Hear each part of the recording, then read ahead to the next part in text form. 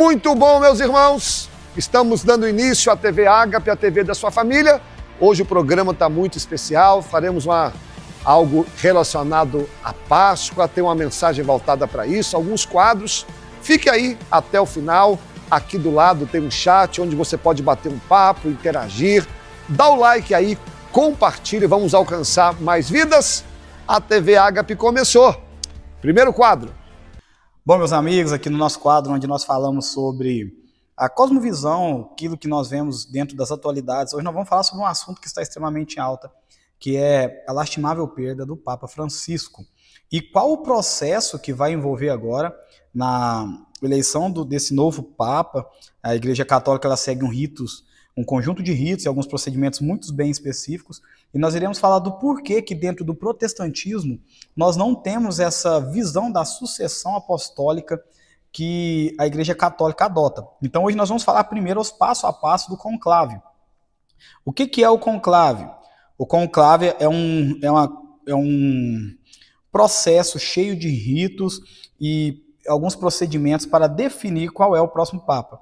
O conclave ele só pode acontecer após a morte ou a renúncia de um Papa. Assim que a sé apostólica fica vacante, que é a posição do Papa, o colégio dos cardeais vão assumir responsabilidades interinas, mas eles não têm poder para eleger um novo pontífice. Então, o carmelengo da igreja, ele é quem oficialmente vai constatar a morte do Papa, e aí ele vai lacrar os aposentos papais e organizar os preparativos para o conclave.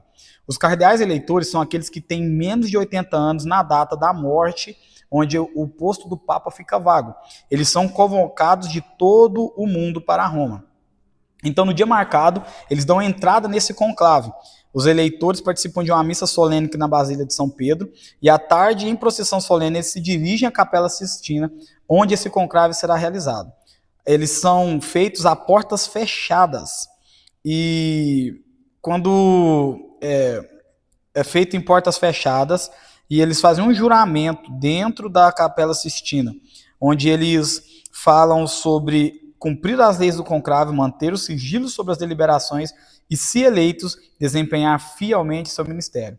Então serão alguns dias de votações, não é algo também instituído rapidamente. No primeiro dia existe apenas uma votação para sentir o pulso do colégio cardeal, para ver como que está a estimativa de votos. Os votos são secretos, então eles fazem a votação e depois eles fazem uma contagem desses votos. Nos dias seguintes são realizadas até 4 votações por dia, 2 pela manhã e 2 à tarde. Cada cardeal escreve o nome do seu candidato em uma cédula secreta, dobra 2 vezes e a deposita em um cálice. O escrutínio, 3 escrutinadores contam os votos. Se nenhum candidato obtiver 2/3 de votos dos cardeais presentes e votantes, as células são queimadas com adição de estopa úmida, com que faça com que a fumaça saia preta. Essa fumaça preta, ela vai fazer com que o pessoal que está do lado de fora esperando o resultado dessa votação, eles saibam que ainda não foi escolhido um novo Papa. Então, eles vão ter esse tipo de linguagem também para que o pessoal possa entender lá fora, porque tudo é um evento muito secreto. Então, o que vai acontecendo? Quando um Papa alcança a maioria de 2/3 dos votos, o carmelengo ele vai perguntar ao eleito se ele aceita a eleição. Se a resposta for afirmativa, pergunta também qual o nome papal ele escolhe. A aceitação e o anúncio é a escolha do nome do cardeal decano, ou mais antigo na ordem presbiterial, caso o decano não seja o eleitor. A pergunta é: aceitas a tua eleição canônica para sumo pontífice? Em caso da resposta afirmativa, pergunta: que nome queres assumir? E uma vez que esse Papa eleito ele aceita, as cédulas de votações decisivas são queimadas com as substâncias químicas que produzem uma fumaça branca, anunciando ao mundo a eleição de um novo Papa. Os sinos das basílicas de São Pedro também tocam festivamente. Logo depois, o cardeal protodiácono aparece na sacada central da Basílica de São Pedro e pronuncia o famoso anúncio em latim: Annuntium Verbus Gaudium Magnum, habemus Papa. Anuncio vós uma grande alegria. Temos um Papa, seguido pelo nome civil e o nome papal do eleito. E logo depois o novo Papa aparece na sacada e concede a sua primeira bênção, Urbi et Orbi, a cidade de Roma e ao mundo. É um processo carregado de simbolismo e tradição e é muito importante para a Igreja Católica. Mas nós, como cristãos protestantes, nós temos que entender que esse ritual ele vem de uma visão de sucessão apostólica. Eles acreditam que o Papa é o sucessor escolhido para ocupar o lugar de Pedro, que eles acreditam ser o primeiro Papa da Igreja. Então, a sucessão apostólica para nós ela tem algumas diferenças dentro do protestantismo, variando principalmente as diversas denominações, mas a visão geral, a primeira coisa é que nós rejeitamos a sucessão apostólica romana. A maioria das denominações protestantes vão rejeitar essa visão católica porque ela enfatiza uma linha ininterrupta de bispos ordenados, remontando aos apóstolos de Jesus, com o Papa como sucessor de Pedro. Essa doutrina ela não tem um respaldo bíblico suficiente, é vista como uma tradição humana, que ela também tira o foco da centralidade de Cristo e das Escrituras. Outra coisa que nós vemos que é um ponto que essa sucessão apostólica ela carrega de negativo é que ela não tem a ênfase 100% na Escritura. Ela coloca a tradição da Igreja acima até da Escritura. O princípio fundamental da reforma protestante é sola Escritura, somente a Escritura. E nós colocamos a Bíblia como a única fonte de informação e infalível que nós possuímos. A Bíblia ela é a nossa autoridade de fé e prática. E dentro dessa perspectiva, a autoridade apostólica é vista como tendo sido transmitida através dos escritos do Novo Testamento e não necessariamente por uma linhagem contínua de ordenações. Nós cremos que a sucessão apostólica, a autoridade apostólica, ela vem através da palavra e não através de uma ordenação feita por homens. Nós temos também que nós cremos nos ministérios e nos dons. As tradições protestantes elas vão enfatizar o chamado de Deus e os dons do Espírito Santo como qualificações primárias para o ministério, em vez de uma conexão histórica com os apóstolos através da ordenação episcopal. A autoridade pastoral e de ensino é vista como dependente da fidelidade à palavra de Deus e da capacidade pelo Espírito Santo. Não é porque você se preparou, às vezes, dentro de um campo eclesiástico ou dentro de um campo teológico, que isso quer dizer que você está preparado para fazer esse chamado, porque às vezes você só tem qualificações, mas você não tem um chamado do Espírito Santo, um chamado pastoral, um chamado para cuidar de pessoas. Então nós vemos que há algumas diferenças perspectivas de algumas denominações. Os anglicanismos e as tradições luteranas, eles mantêm uma forma de sucessão apostólica. Ela geralmente entende de maneira diferente da Igreja Católica. Os anglicanos reformados, por exemplo, a sucessão apostólica, ela pode ser vista mais como uma continuidade de compromisso, crença e missão, começando com os apóstolos e em vez de uma linha ininterrupta de ordenação de bispos. Já as outras denominações, batistas, metodistas, presbiterianas e pentecostais, nós não adotamos a doutrina de sucessão apostólica da mesma forma que as tradições católicas ou ortodoxas. Elas geralmente enfatizam a autoridade da Bíblia e a importância do sacerdócio de todos os crentes à liderança da igreja local, através de pastores e presbíteros escolhidos pela comunidade ou de acordo com seus próprios estatutos.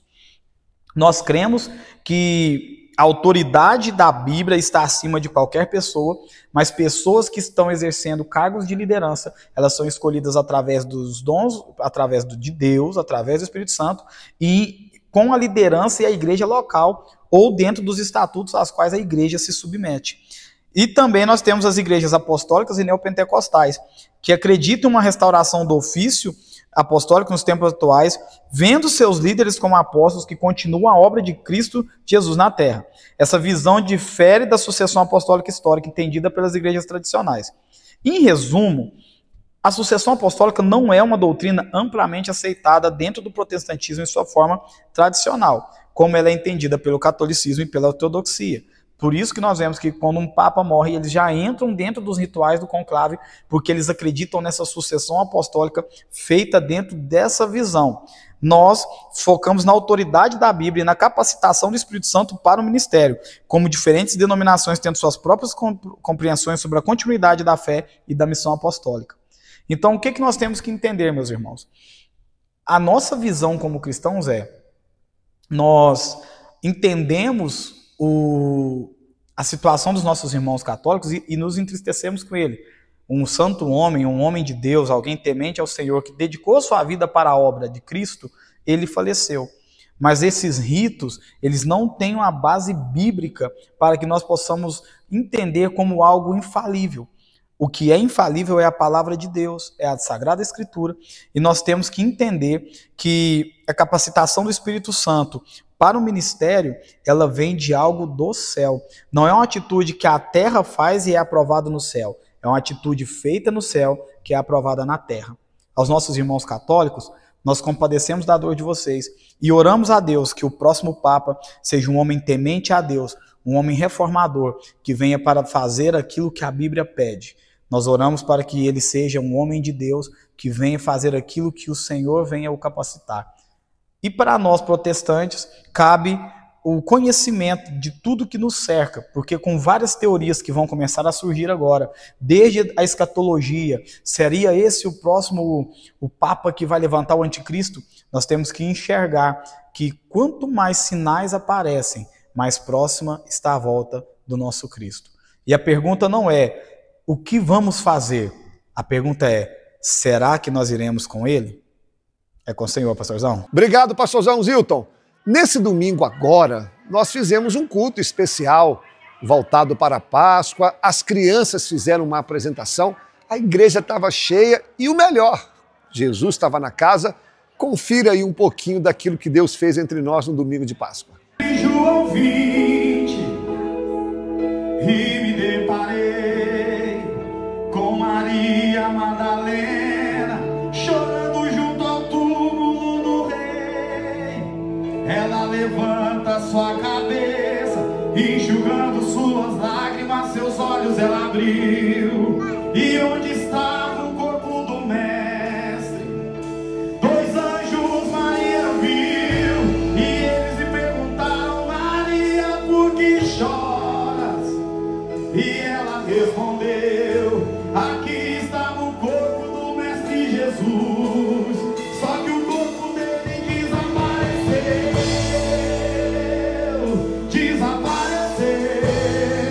o corpo dele não está mais lá.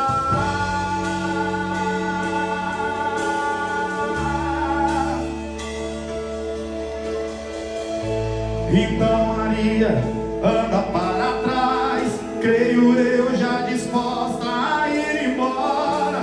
É quando Yeshua aparece e me pergunta: Maria, por que choras? Maria, por que me busca? Maria, faça-me um favor, não me procure entre os mortos, porque vivo e avisa os seus irmãos para começarem Maria a sorrir. Diga a eles que não acabou, fala que a morte eu venci. Então, sem perder tempo, foi em direção aos discípulos. Ela correu, chegando lá ela disse assim: senta todo mundo aqui, porque eu vou contar como que aconteceu.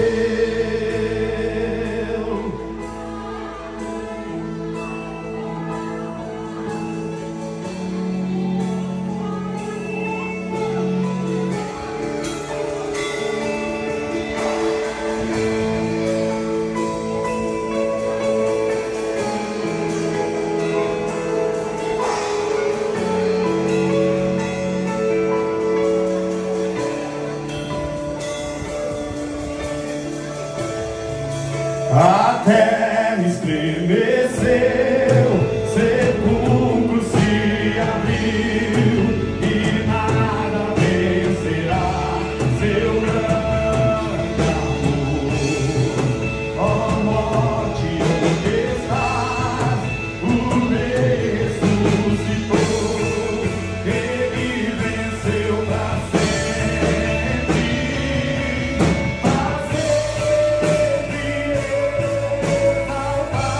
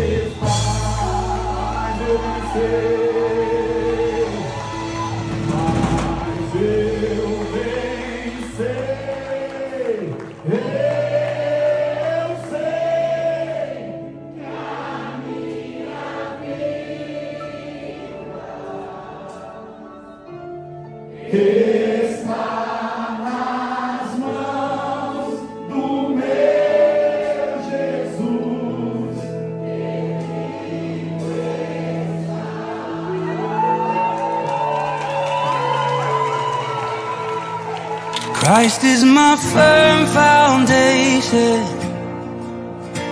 the rock on which I stand. When everything around me is shaking, I've never been more glad that I put my faith in Jesus, 'cause He's never let me down. He's faithful through generations, so why would He fail now? He won't. Espero que você esteja gostando do programa. Não esqueça de dar o like, de compartilhar, para a gente alcançar mais vidas. E aqui do lado tem o bate-papo, vamos lá interagir conosco. Vamos ouvir agora um quadro muito legal, é o quadro da Adria. Adria, qual que é o assunto de hoje? Olá, meus amigos, cumprimento vocês com a paz do Senhor. Hoje nós estamos aqui mais uma vez falando sobre a mulher de Provérbios. E hoje nós vamos falar sobre o versículo 22. Abra sua Bíblia em Provérbios 31 e 22 e você vai ver que a mulher virtuosa faz para si cobertas, veste-se de linho fino e de púrpura. O que isso pode nos ensinar para o dia de hoje? Vamos desmembrar esse versículo em duas etapas. A primeira delas faz para si cobertas. Nós sabemos que hoje em dia não é muito comum mulheres costurando, mulheres fazendo ali, tendo o hábito da costura, costurando para sua própria casa, para os seus lares, para as suas famílias. Mas naquele tempo era comum. E a coberta é um item essencial de uma casa, para que uma casa seja aconchegante, para que ela passe bem pelo frio, para que nós possamos dormir confortáveis. Então, trazendo para a nossa realidade, é como se a mulher virtuosa, ela soubesse os itens essenciais da casa e ela não os negligenciasse. Ela já corresse atrás com suas próprias mãos, com suas próprias habilidades, daquilo que faz uma casa aconchegante, daquilo que faz uma casa confortável. A mulher virtuosa, ela traz as cobertas para sua família. O que isso quer dizer? Ela traz o aconchego, ela traz o conforto, ela traz aquele toquinho de casa, sabe? Aquele toquinho de lar para dentro da sua casa.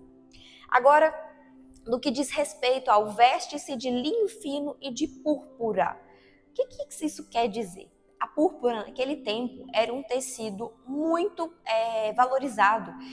As pessoas achavam a púrpura muito bonita. Então, quando a mulher vestia-se com um vestido de púrpura, ela era olhada de uma forma especial. Da mesma maneira, nós podemos trazer isso para as nossas vidas hoje em dia. A mulher virtuosa, ela preocupa-se com as suas vestes. Ela não é desleixada. Ela não deixa o descapricho ou a desordem tomar conta da sua aparência. Ela preocupa-se em estar alinhada. Não sempre com vestidos de gala, com vestidos caríssimos, de boutiques. Não, não é isso. Mas ela está alinhada, ela está preocupando-se em passar uma boa aparência também. Ela não preocupa-se só com o seu interior, mas também com o seu exterior. É interessante que a púrpura ali era um tecido nobre. Ela se vestia à altura daquilo que ela foi chamada. E eu te pergunto, você tem se vestido à altura daquilo que você é chamada? Ou tem se desleixado, tem deixado a sua autoestima para baixo, tem deixado o seu visual a desejar? Fica aí o questionamento, porque a mulher virtuosa, ela preocupa-se também com a forma como ela se veste. Não é o principal da vida dela, mas reflete a forma elegante como ela vai se vestir. Em 1 Pedro 3, versículo 3 e 4, fala assim que o enfeite da mulher não deve ser só o exterior, mas o interior. Só que isso nos ensina que quando a mulher está bem consigo mesma, com seu interior, né, alinhado, isso também vai refletir no seu exterior. Ela sente o desejo de se vestir bem, ela sente o desejo de estar elegante, de não estar com roupas vulgares, ela sente o desejo de cuidar da sua aparência. Então, que nós possamos pegar esse exemplo, porque a beleza exterior, ela também é válida. Nós só não podemos viver em torno disso, né? Nós não podemos deixar os nossos corações ser vaidosos a ponto de vivermos em função disso 24 horas da nossa vida. Mas não é errado que nós nos preocupemos com a nossa forma de vestir e de portar. Então, como você tem cuidado de você mesma, do ambiente que você mora, como que você se apresenta? Fica aí o questionamento para você. A forma como você se cuida, como você se veste, como você se porta, a forma como você cuida do seu lar, representa ordem ou desleixo? Fica aí a pergunta. E agora eu quero trazer um exemplo de duas mulheres para ilustrar e nós já vamos encerrar. A primeira delas é a mulher sunamita, em 2 Reis 4. A palavra fala que ela era rica, generosa, mas que ela cuidava dos seus. Tanto é que ela cria um quartinho ali para o profeta. Ela usa os itens ali da casa e cria, né? Então ela faz as cobertas ali, que seria a parte do versículo que nós estudamos para o profeta. E também nós temos o exemplo de Esther. Esther 5:1, quando ela vai se apresentar ao rei, ela se veste dignamente como uma rainha. Ela se traja dignamente como uma rainha. Como é que você tem se apresentado às pessoas ao seu redor, no seu emprego, no seu trabalho, na igreja, no dia a dia? Fica aí o questionamento, porque nós temos exemplos de mulheres que se preocupavam, que se vestiam e que estavam sempre dispostas ali a cuidar do seu interior, mas também do seu exterior. E é isso, até a próxima. Fica com Deus. Igreja Batista Ágape, a igreja da sua família. Nós temos aqui uma agenda semanal e você vai conferir agora para você ficar por dentro. Eu quero ver você aqui participando dos cultos com a gente. Bora lá, agenda da igreja. Pessoal, eu quero passar a agenda da igreja para você conferir e saber tudo que está acontecendo na igreja. Então vamos lá. Segunda-feira nós temos o culto de oração a partir das 19h30. É o culto onde a gente ora como igreja e quero você aqui com a gente. Toda terça e quinta nós temos culto nos lares. Nós temos uma equipe aqui muito boa, muito bem preparada para levar o evangelho até a sua casa. Quando você quiser um culto na sua casa ou na casa de alguém, nos procure que a gente agenda.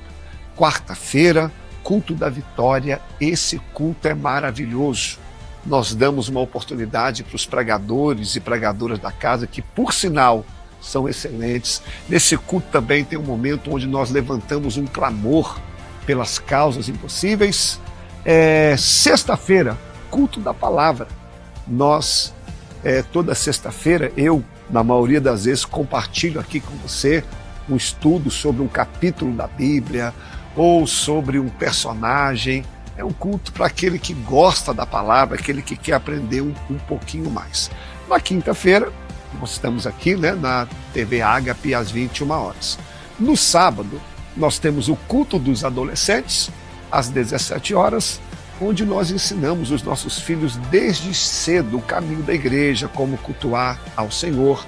E ainda no sábado, às 19h30, nós temos o culto dos jovens, o culto da mocidade, se reúne aqui todo sábado, faz uma festa, um grande culto ao Senhor. No domingo, nós temos às 9 horas a nossa EBD, a nossa escola bíblica, é onde nós separamos um tempo maior para o aprendizado do Evangelho, para você que gosta de Bíblia mesmo, todo domingo às 9 horas. E no domingo também nós fazemos a classe do batismo. Para aqueles que querem batizar, tem uma classe à parte. Domingo à noite, 19 horas, é o culto da família, onde nós nos reunimos aqui, vem muita gente. Nós apresentamos a nossa semana no altar de Deus. Nós consagramos a nossa semana. E uma última coisa, nós temos aqui na igreja também vários ministérios, ministério de adolescente, das crianças, intercessão, mas eu quero falar de um especial, é o projeto social, para você que gosta de trabalhar nessa área, tem uma equipe aqui que ajuda com alimentos, na época do frio junta as roupas, enfim, você que gosta também desse trabalho, vem aqui participar com a gente. Essa é a agenda da igreja, venha ajudar conosco. Nós estamos aqui no cenário que foi montado para o culto, para a apresentação das crianças, e nós temos aqui o sepulcro vazio, a pedra removida e os lençóis dobrados à parte. Baseado nisso, eu quero compartilhar uma palavra contigo agora bem rápida, o que significa esses elementos, a pedra, os lençóis. Vamos ouvir a palavra? Meus irmãos, nesse domingo que passou agora, foi Páscoa, falamos sobre a ressurreição de Jesus. Quero aproveitar e compartilhar uma palavra com você sobre este tema. Evangelho de João, capítulo 20, diz assim: No primeiro dia da semana, Maria Madalena foi ao sepulcro de madrugada, sendo ainda escuro, e viu que a pedra estava removida. E então correu e foi ter com Simão Pedro e com outro discípulo, a quem Jesus amava. E disse-lhe: Tiraram do sepulcro o Senhor e não sabemos onde o puseram. Saiu, pois, Pedro e o outro discípulo e foram ao sepulcro. Ambos corriam juntos, mas o outro discípulo correu mais depressa do que Pedro e chegou primeiro do sepulcro. E, abaixando-se, viu os lençóis de linho. Todavia não entrou. E então Simão Pedro, seguindo, chegou e entrou no sepulcro. Ele também viu os lençóis e o lenço que estivera sobre a cabeça de Jesus e que não estava com os lençóis, mas deixado num lugar à parte. Então entrou também o outro discípulo que chegara primeiro ao sepulcro, viu e creu, pois ainda não tinham compreendido a Escritura, que era necessário ressuscitar ele dentre os mortos, e voltaram com os discípulos outra vez para casa. Nós sabemos que Jesus foi morto na sexta-feira. A cruz não foi um acidente. Um teólogo disse que antes de Deus ter dito haja luz, ele havia dito haja cruz. A cruz não foi um acidente, a cruz não foi por acaso, como diz 1 Pedro 1, 18 e 20, e Apocalipse 13, 8 e 9, diz que Jesus, que é o Cordeiro, ele já havia feito e sido morto antes da fundação do mundo. Então, quando Jesus veio entre nós, ele veio com um propósito para enfrentar a cruz.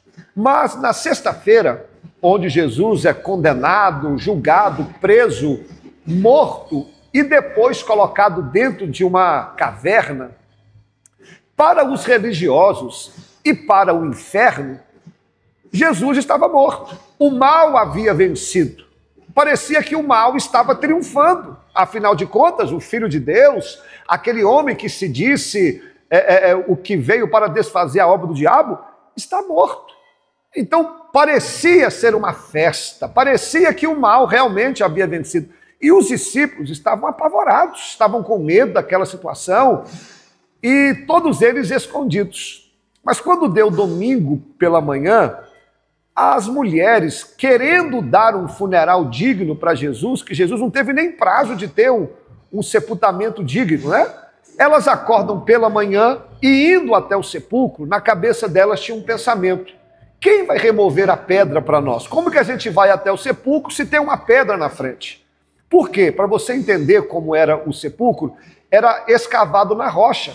O corpo era colocado dentro da rocha e uma pedra enorme, que era necessário de 10 a 20 homens para remover, estava na frente. Só que quando as mulheres chegam ali no sepulcro, para surpresa delas, a pedra já havia sido removida e um anjo em cima dizendo: por que vocês estão preocupadas? Vocês estão procurando aquele que está vivo entre os mortos? Jesus não está aqui, mas ele ressuscitou. Para notícia boa para elas, a pedra já havia sido removida. Isso quer dizer o quê? Que o céu controla a terra. Sabe aquele problema que te coloca medo, aquele problema que você fica sem saber como resolver? Entenda, Deus vai remover essa pedra. Quando é para a glória de Deus, quando é para o nome do Senhor ser exaltado, a pedra vai ser removida. E eu quero liberar essa palavra para você, você que tem procurado ter comunhão com Deus, você que tem buscado a Jesus e tem uma pedra tirando o seu sono, entenda que aquilo que você não pode fazer, Deus vai fazer por você, Deus vai te surpreender, a pedra será removida. Só um detalhe, a pedra não foi removida para Jesus sair, tá, irmãos? Jesus não precisava que a pedra saísse, a pedra foi removida para que essas mulheres e os discípulos pudessem ver que de fato Jesus havia ressuscitado. Então deixa eu chegar no ponto principal. Quando essa mulher recebe a notícia, ela vai falar com os discípulos que Jesus havia ressuscitado. Pedro e João, eles vão correndo até o sepulcro para ver se de fato isso era verdade.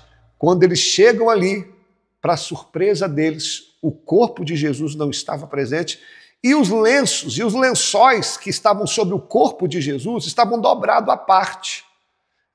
Por que isso? Para você entender, os cadáveres eram enrolados em panos, em lenços, ou lençóis, assim dizendo, e colocado especiarias, ungüentos sobre eles, para que o cheiro não prevalecesse. Muito parecido com uma múmia, porém só uma volta no corpo. Quando eles chegam ali, o corpo não está e o lenço, os lençóis dobrados à parte. O que isso quer dizer? 3 lições bem rápidas para nós aplicarmos aqui. O túmulo está vazio e os lenços dobrados. O Evangelho de João, ele foi escrito com um intuito. Repare que eu li no Evangelho de João, ele foi escrito com o intuito para combater uma seita da época, dizendo que Jesus não havia ressuscitado, que Jesus não era Deus. Então, o Evangelho de João é um evangelho apologético. Por que ele diz que o corpo de Jesus não estava ali e os lenços dobrados à parte? Primeira lição que eu quero falar com você. O que ele estava afirmando para nós, afirmando literalmente, que Jesus ressuscitou. Que Jesus, de fato, o corpo dele não foi roubado, porque havia uma crença dizendo que o corpo de Jesus foi roubado. Não, não foi. Jesus ressuscitou. Então, qual que é a primeira notícia boa do sepulcro vazio? O meu e o seu Jesus está vivo. O meu e o seu Jesus ressuscitou. E ele vive, ele reina para sempre. A morte não pôde parar o meu Jesus. O sepulcro não pôde conter a sua glória. E esses lençóis dobrados à parte, está dizendo que Jesus ressuscitou. A segunda lição bem rápida, o sepulcro aberto, os lençóis dobrados, qual era o intuito de João? Era mostrar para eles que o corpo de Jesus não foi roubado. Porque se fosse ladrão que tivesse roubado o corpo de Jesus, você acha que eles teriam a preocupação de dobrar os lenços, irmãos? Claro que não. Se fosse ladrão, ia arrebentar aquilo de qualquer jeito, jogar para o lado e levar o corpo correndo. Mas os lenços dobrados era dizer a seguinte coisa: ladrão não entrou aqui. Como que você sabe? Guarda isso aqui, olha que aplicação linda.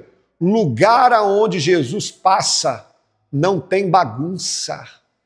Eu vou repetir. Lugar que Jesus passa não tem bagunça, ele coloca tudo em ordem. Por isso que o diabo é chamado de ladrão, porque onde o ladrão entra, ele bagunça tudo. Mas onde Jesus entra, pode ser no sepulcro, vai ter ordem, vai ter organização. Deixa eu liberar uma palavra para você. Jesus vai organizar a sua casa, Jesus vai organizar a sua vida, Jesus vai colocar tudo organizado. Pastor, minha vida está uma bagunça, minha vida está terrível. Calma, onde Jesus passa, nem que seja no sepulcro, Ele vai colocar em ordem. Vai ter ordem na sua casa, vai ter ordem no seu ministério, vai ter ordem no seu emprego, Ele vai deixar as coisas arrumadas. E a última lição para nós orarmos é por que Jesus, ao sair do túmulo, as vestes de morto ficou ali. Eu te falo, porque aquilo que Deus vai fazer na sua vida daqui para frente, coisa do passado não cabe mais em você. Eu vou repetir essa frase. Aquilo que Deus vai fazer na sua vida daqui para frente, as coisas do passado não cabem mais. Deus não tem mais vestes de defunto para você, Deus tem vestes novas. Deus tem coisas novas para fazer, Deus tem coisas novas para realizar. Tudo aquilo que te remete ao passado, tudo aquilo que te prende ao passado, Deus está tirando da sua vida aqui agora. E essa palavra é para você. Há um tempo de novidade, há um tempo de restauração, há um tempo de coisas novas. Você vai viver novidade a qual você nunca viveu. Jesus perdeu os lenços e os lençóis, mas ganhou um corpo glorificado, porque aquilo que Deus vai fazer é muito maior do que aquilo que você perdeu. Deixe as suas vestes antigas para trás. Aquilo que você perdeu, perdeu. Deus tem coisas maiores. Vamos orar? Vamos falar com Deus? Vamos orar. Senhor, nós te agradecemos por essa palavra e te agradecemos por tudo que o Senhor fez por nós naquela cruz. Obrigado pelo perdão dos pecados, obrigado pelo teu amor, pela tua misericórdia. E como foi pregado aqui hoje, o Senhor vai remover essa pedra. Aquilo que tira o nosso sono, aquilo que tira a nossa paz, o Senhor vai resolver. Nós cremos no teu poder, Jesus. E que bom saber que o Senhor de fato ressuscitou. Eu sei que o Senhor vai colocar as coisas no devido lugar, só vai arrumar a casa. E eu creio também que há um tempo de novidade, há um tempo de coisas novas. Pai, vai de encontro a este homem, essa mulher que está enfrentando uma crise, um problema. O Senhor venha trazer paz, traga alegria, traga resposta. E aquele que está afastado dos seus caminhos, que o Senhor possa, Deus, nesse dia, com que eles reconciliem contigo. Eu abençoo o teu povo, em nome de Jesus. Amém. Um abraço, muito obrigado pela sua audiência, pela sua participação. Não esqueça de dar o like, de compartilhar. E permitindo Deus, estaremos aqui semana que vem. Um abraço, Pai do Senhor, fica com Deus.